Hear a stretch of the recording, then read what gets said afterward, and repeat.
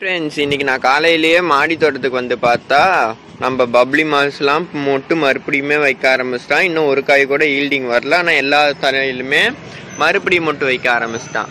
அப்படியே இந்த பக்கம் பார்த்தா நம்ம செவ்வந்தி ரெட் கலர் பூக்க ஆரம்பிச்சிட்டான். இப்படி வந்து பார்த்தோம்னா நம்ம சாத்துக்குடி ஒரு காய் வந்துட்டு போன டைம் நம்ம ஒரு காயே கிட்டத்தட்ட 400 கிராம்ஸ் கிட்ட பறிச்சோம். இது பார்த்துட்டிங்கன்னா 300 தான் இருக்கும். அதுக்குள்ளேயே இது பழம் கீழே விழுந்துடுச்சு, யாரும் பறிக்க கூட இல்லை. ஆனால் பாருங்களேன், கிட்டத்தட்ட 100கணக்கான மொட்டுகள் இருக்கு ஃப்ரெண்ட்ஸ். இதுக்கான டிப்ஸ் எப்படின்னு நான் சொல்லிட்டு நிறைய ஷார்ட்ஸ்லையுமே சொல்லியிருக்கேன் ஃப்ரெண்ட்ஸ். இந்த வீடியோலையும் சொல்கிறேன், கவனமாக நோட் பண்ணி வச்சுக்கோங்க. அப்போ தான் உங்கள் வீட்டு தோட்டத்தில் இருக்க எந்த ஒரு பழமரமாகட்டும், பூச்செடி ஆகட்டும், இல்லை காய்கறி செடி எல்லாத்துக்குமே இந்த உரம் கொடுக்கலாம். அளவு மட்டும்தான் வேரியேஷன் இருக்கும். அந்த மாதிரி நம்ம கொடுத்துட்டு வரனால தான் பாருங்க, இப்போ 4 காய் தான் இருந்துச்சு, அதில் ஒரு காய் இன்னைக்கு நம்ம பறிச்சிருக்கோம் கணக்குக்கு. பாருங்க, முக்கியமானது ஃபர்ஸ்ட் பார்த்துட்டிங்கன்னா நல்லா மக்கின ஆட்டேரு எடுத்துக்கோங்க ஃப்ரெண்ட்ஸ். நல்லா மக்கின ஆட்டேரு 1 கிலோ எடுக்கிறீங்கன்னா ஒரு 1/2 கிலோலேருந்து 1 கிலோ அளவுக்கு நீங்கள் ஆட்டேரு எடுத்துக்கோங்க. வெர்மி கம்போஸ்ட் ஒரு 1 கிலோ, அது ரெண்டும் ஒவ்வொரு கிலோ எடுக்கிறீங்கன்னா 1:1:1ங்கிற மாதிரி எடுத்துக்கோங்க. நல்லா வெர்மி கம்போஸ்ட் ஒரு 1 கிலோ ப்ளஸ் பார்த்துட்டிங்கன்னா எப்சம் சால்ட் 1 ஸ்பூன், அதாவது ஒரு 10 to 50 கிராம்ஸ்னு வச்சுக்கோங்க. அதை ஃபுல்லாக நீங்கள் மிக்ஸ் பண்ணி, இந்த பழமரம்னா மினிமமாக ஒரு 1/2 கிலோலேருந்து 1 கிலோ கொடுத்துட்டு வாங்க. சைஸை பொறுத்து, சின்ன செடியை இப்போ தான் வாங்கி வச்சுருக்கோம்னா ஒரு 1/4 கிலோ கொடுத்துட்டு வாங்க.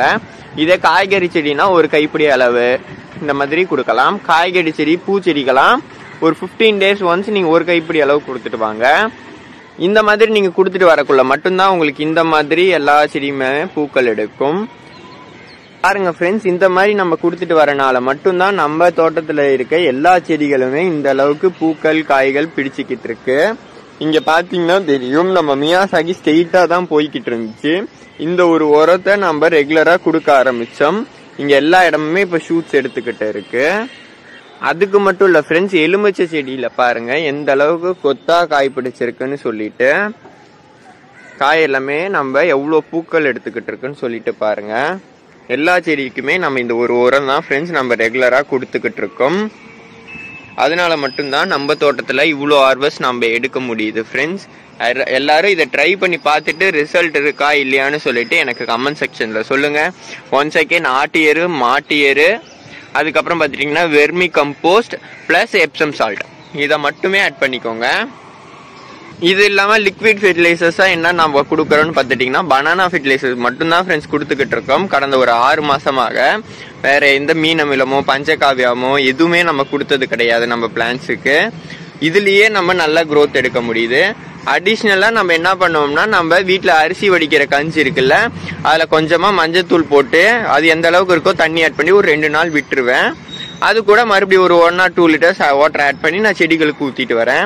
இதை மட்டும்தான் ஃப்ரெண்ட்ஸ் நான் பண்ணிட்டு இருக்கேன். நமக்கு நல்ல ரிசல்ட்ஸ் இருக்கு பிளான்ட்ஸில். நீங்களுமே ட்ரை பண்ணி பாருங்க. இந்த வீடியோ உங்களுக்கு எல்லாம் பிடிச்சிருக்கும்னு நினைக்கிறேன் ஃப்ரெண்ட்ஸ். இது பிடிச்சிருந்தா மறக்காம லைக் பண்ணுங்க, ஷேர் பண்ணுங்க, கமெண்ட் பண்ணுங்க. தேங்க்யூ ஃபார் வாட்சிங்.